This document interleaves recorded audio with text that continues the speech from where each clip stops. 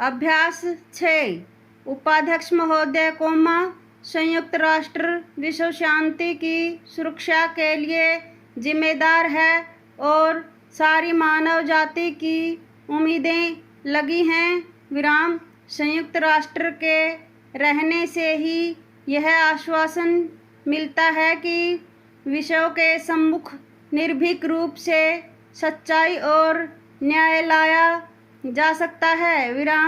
संयुक्त राष्ट्र की यह महासभा और इसकी एजेंसियां जो कुछ भी कार्य करती हैं, उनमें उन्हें इन आशाओं को पूरा करना है और शांति को बढ़ावा देना है। भारत के पहले प्रधानमंत्री पंडित जवाहरलाल नेहरू ने इस महासभा के सम्मुख भाषण किया था और कहा था कि अमीर और गरीब देशों के बीच ज़्यादा से ज़्यादा आर्थिक सहयोग बढ़ाया जाए। व्यापार और विकास के विषय पर 2 बड़े अंतर्राष्ट्रीय सम्मेलन भी आयोजित किए गए थे।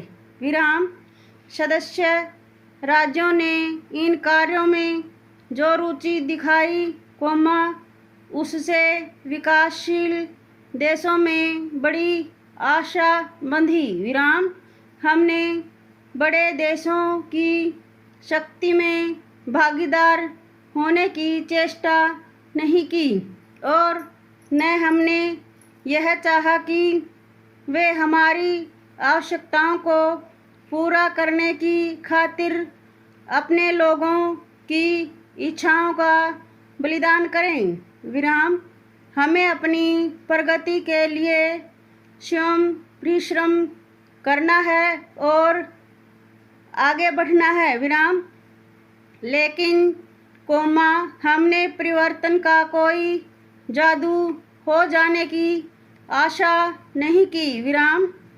हम अच्छी तरह से जानते हैं कि विकास का मार्ग कितना लंबा और कठिन है। हम इतना ज़रूर चाहते हैं कि लोगों की अमूर्त इच्छाओं को समझा जाए, जो कि बहुत अरसे तक विदेशी दास्तां में रहे हैं। Next stanza. खेद की बात है कि आर्थिक सहयोग की दिशा में कोई प्रगति नहीं हुई और न राजनीतिक क्षेत्र में अंतर्राष्ट्रीय सहयोग की दिशा में ही कोई उल्लेखनीय प्रगति हो सकी है। इस असफलता के बहुत से स्पष्ट कारण हैं। राजनीति पर आर्थिक और फौजी शक्ति का प्रभुत्व बना रहा।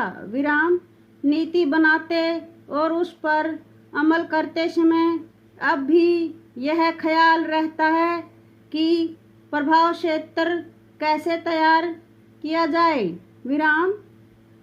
अन्य राष्ट्रों को अपने मंसूबों में ढालने की इच्छा से ही प्रचार किया जाता है और इससे अविश्वास के बीज बोए जा रहे हैं।